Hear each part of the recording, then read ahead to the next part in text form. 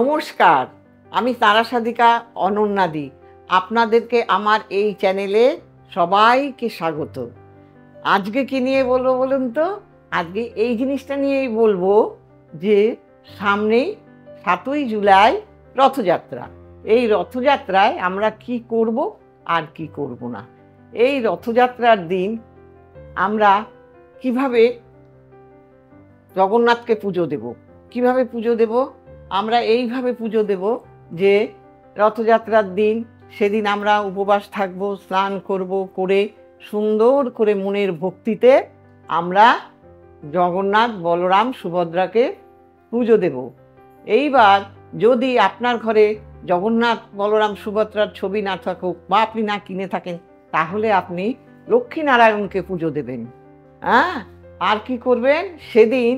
এই কাজটা করবেন যে কাঁঠাল কিন্তু জগন্নাথের ভীষণ প্রিয়। আপনি যত যাই দেন না কেন কাঁঠাল আপনি দেবেন জগন্নাথকে।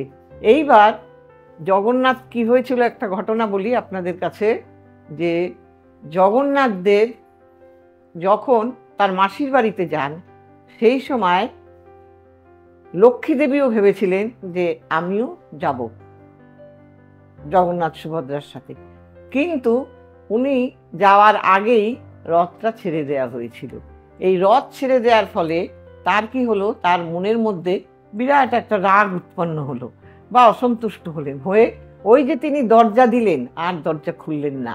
তারপর ৮ দিন বাদে একজন তার জানলায় টকটক করছে। তখন জানলায় টকটক করার পরে কিছুতেই সে খোলে না। তখন বলছে, তোমাকে দরজা খুলতে হবে না, তোমাকে আমি একটা মিষ্টি দিতে এসেছি, তুমি এই মিষ্টিটা নাও। তখন সে সেই মিষ্টিটা নিলেন এবং মিষ্টিটা খেয়ে তার এত ভালো লাগলো যে খুব ভালো লাগলো। তারপরে সে দরজাটা খুললেন। কাজেই এই যে ৮ দিন উনি দরজাটা খুললেন না, রুষ্ট হয়ে রইলেন। তাই এই ৮ দিন আপনারা কি করবেন? কারুর সাথে ঝগড়া করবেন না, কারুকে টাকা লেনদেন করবেন না, কারুকে বাড়ির গুরুজনদের সঙ্গে অশ্রদ্ধা করবেন না তাদের। হ্যাঁ, স্বামী স্ত্রী সবাই ভালোভাবে থাকার চেষ্টা করবেন। কাউকে কারুর কাছে ঋণ চাইলেও আপনি তাকে ঋণ দেবেন না, এইগুলো করবেন। নিরামিষ খাবেন, এগুলো করবেন রথযাত্রার দিনে। আর কি করবেন? আর রথযাত্রার সময় কিন্তু যদি কিনা আপনি একবার পুরীতে যেতে পারেন, এ কিন্তু শত পুণ্যের চাইতেও বিরাট আপনার পুণ্য হবে যদি কিনা আপনি এই রথযাত্রার দিনে গিয়ে রথের দড়ি টানতে পারেন। এই রথের দড়ি টানলে কি হয় জানেন? এই রথের দড়ি টানলে কি হয়, আপনার যত রকমের সমস্যা, যত রকমের দুর্ঘটনা থেকে আপনি এড়াতে পারবেন, সমস্ত এই রথের দড়ি টানার ফলে। কাজেই এই রথের দড়ি টানা ভীষণভাবে ভালো। তাই এই রথের দড়িটা টানার চেষ্টা করবেন আপনারা। আর কি করবেন? আর এই খুব ভক্তি ভরে এই যতদিন উল্টো রথ আছে সেই 8টা দিন ভালোভাবে পুজো করবেন এবং আপনারা মালপোয়া করে দিতে পারেন ঠাকুরকে, ক্ষীরের মিষ্টি দিতে পারেন আপনারা ঠাকুরকে, কিন্তু কাঁঠালটা কিন্তু অবশ্যই জরুরি দিতে হবে।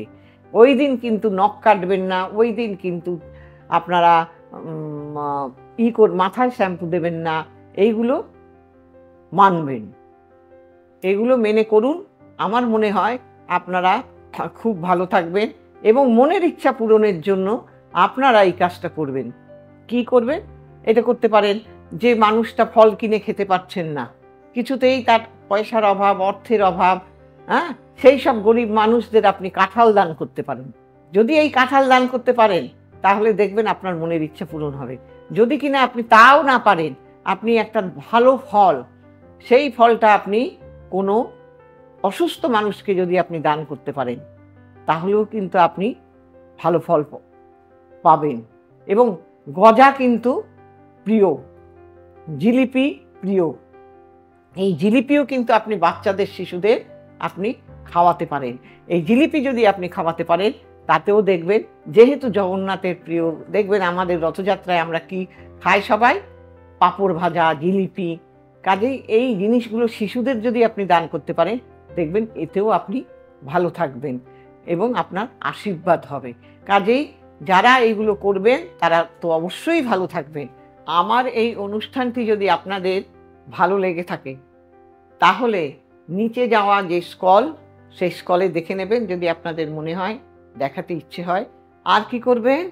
আর লাইক করবেন, শেয়ার করবেন এবং সাবস্ক্রাইব করবেন এবং বেল আইকনটা টিপে দিয়ে নোটিফিকেশান দিয়ে দেবেন যাতে সবাই আপনারা দেখতে পারেন। নমস্কার।